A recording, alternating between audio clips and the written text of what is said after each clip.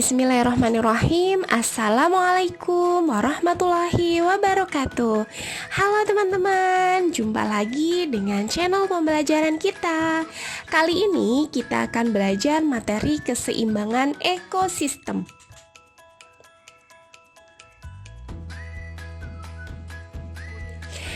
Pada materi kali ini kita akan belajar tentang ekosistem, rantai makanan, jaring-jaring makanan, dan piramida makanan. Yang pertama, kita belajar pengertian ekosistem. Ekosistem adalah tempat berlangsungnya hubungan antara makhluk hidup dengan lingkungannya. Macam-macam ekosistem ada dua loh teman-teman. Yang pertama ada ekosistem alam dan ekosistem buatan. Ekosistem alam atau ekosistem yang terbentuk secara alamiah sebagai akibat adanya pengaruh dari alam tanpa ada campur tangan manusia. Jadi bukan buatan ya teman-teman, bukan campur tangan manusia. Contohnya adalah ekosistem danau, ekosistem laut, hutan, gurun, dan lain-lain. Nah, ekosistem alam ini dibagi menjadi dua, yaitu ekosistem air dan ekosistem darat. Ekosistem air merupakan ekosistem yang lingkungannya didominasi air sebagai habitat makhluk hidup yang ada di dalamnya.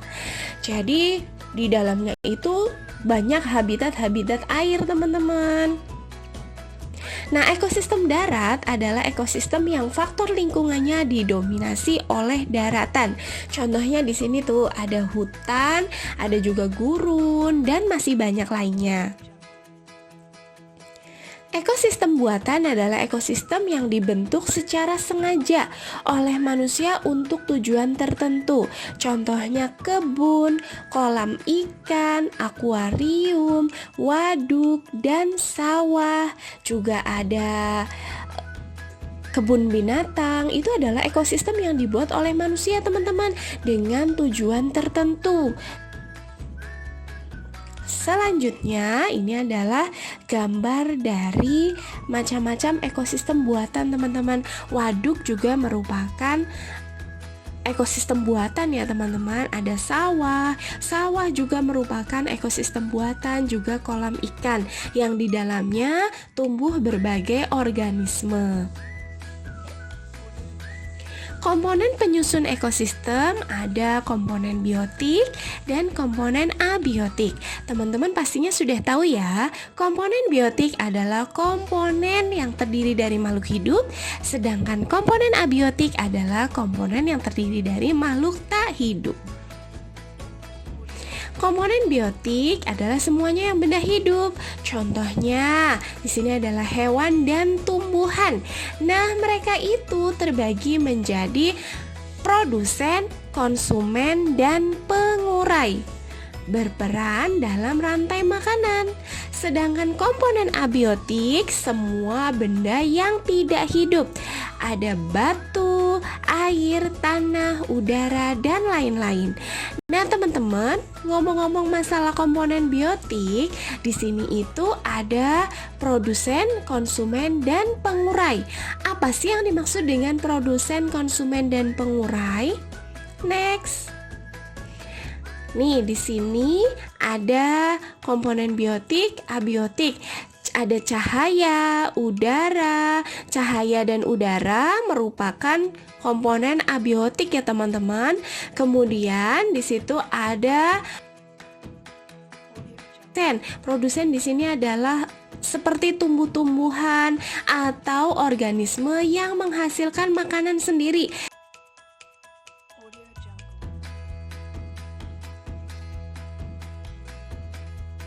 Jadi semua organisme yang dapat menghasilkan makanan sendiri atau di sini adalah tumbuhan merupakan produsen, teman-teman. Komponen produsen, komponen dari biotik disebut dengan produsen. Kemudian di sini ada konsumen, di sini adalah hewan. Hewan ini kenapa disebut konsumen? Karena dia mengkonsumsi produsen teman-teman ya. Dia tidak dapat menghasilkan makanan sendiri, disebut organisme heterotrof.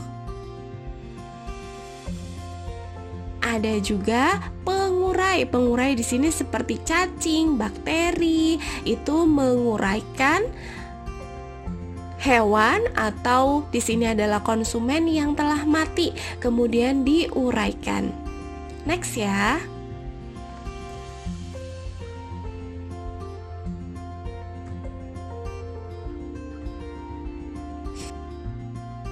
Produsen merupakan makhluk hidup yang dapat menghasilkan makanan sendiri.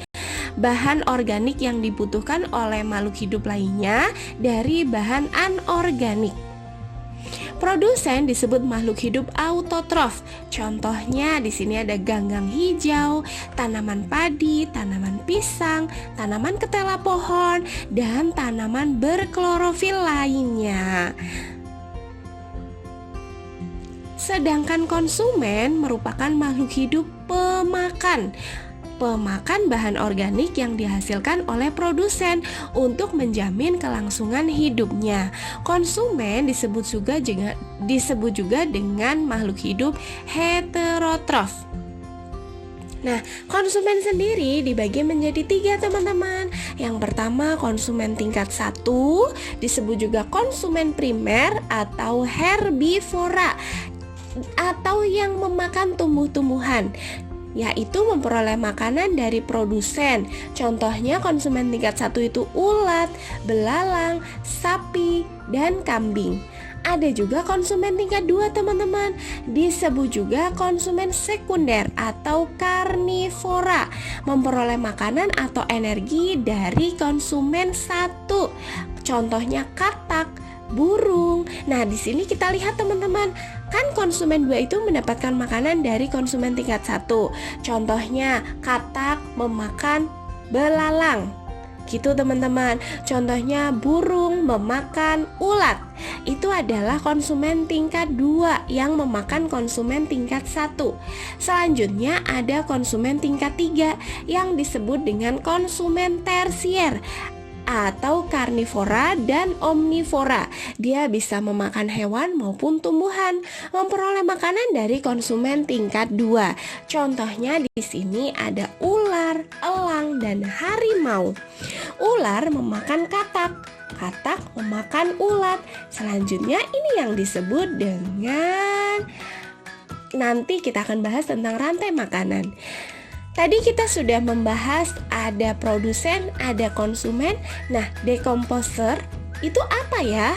Decomposer atau pengurai merupakan makhluk hidup yang bertugas menguraikan sisa-sisa makhluk hidup lain atau bangkai dan sampah menjadi komponen penyusun tanah. Di sini contohnya ada jamur, cacing, dan bakteri pembusuk. Kita belajar rantai makanan. Apa sih yang dimaksud dengan rantai makanan? Rantai makanan adalah peristiwa hewan memakan tumbuhan dan hewan memakan hewan lainnya, atau di sini bisa disebut dengan peristiwa makan dan dimakan. Komponen rantai makanan sendiri adalah produsen, konsumen, dan pengurai atau decomposer. Nih teman-teman, contoh dari rantai makanan. Yang pertama ada produsen. Di sini produsennya adalah padi, dimakan oleh belalang sebagai konsumen tingkat 1. Kemudian belalang dimakan oleh katak sebagai konsumen tingkat 2. Katak dimakan oleh ular sebagai konsumen tingkat 3. Kemudian ketika ular mati, dia akan diuraikan oleh bakteri yang berperan sebagai decomposer. Itulah yang disebut dengan rantai makanan, teman-teman. Sekarang kita belajar jaring-jaring makanan. Tadi kita sudah tahu rantai makanan, sekarang kita belajar jaring-jaring makanan. Jaring-jaring makanan merupakan sekumpulan rantai makanan yang saling berhubungan. Jadi terdiri dari lebih dari satu rantai makanan, teman-teman. Tapi mereka semuanya berhubungan. Skemanya kayak apa sih? Yuk kita lihat ya. Ini dia teman-teman skemanya. Contohnya, di sini ada padi dimakan oleh belalang. Belalang dimakan katak, katak dimakan oleh burung elang. Teman-teman bisa melihat tanda panahnya ya. Itu adalah rantai makanan pertama. Kita cari rantai makanan yang lain yuk. Nah, di sini ada padi dimakan tikus, tikus dimakan oleh ular. Ada lagi teman-teman, padi dimakan ulat, ulat dimakan sama katak, katak dimakan sama elang. Kita lihat di rantai makanan yang pada pohon ya. Pohon dimakan oleh belalang. Belalang dimakan sama ayam. Ayam dimakan oleh ular. Nah, gitu teman-teman. Jadi terdiri dari lebih dari satu rantai makanan. Teman-teman untuk menganalisis ada berapa rantai makanan di situ, teman-teman bisa melihat tanda panahnya ya. Itu adalah kuncinya. Lihat tanda panahnya. Selanjutnya ada piramida makanan. Piramida makanan adalah hal yang menggambarkan jumlah berat dan energi mulai dari produsen sampai konsumen tertinggi beserta terjadinya perpindahan energi. Kita lihat bagaimana sih bentuk piramida makanan. Nah, ini dia. Ini adalah bentuk piramida makanan. Jadi di situ bisa dilihat bahwa tropik 1 ternyata yang paling besar pada ekosistem merupakan terdiri dari produsen. Yang paling banyak itu produsen. Tentu saja ya teman-teman, karena produsen ini merupakan dasar dari semuanya. Kalau nggak ada produsen, maka yang ke atas-atas pun akan terganggu keseimbangan ekosistemnya. Nah, di sini produsen menempati tempat yang paling bawah atau yang paling banyak. Kemudian ada konsumen tingkat 1, konsumen tingkat 2, dan yang terakhir adalah konsumen tingkat 3 atau konsumen puncak.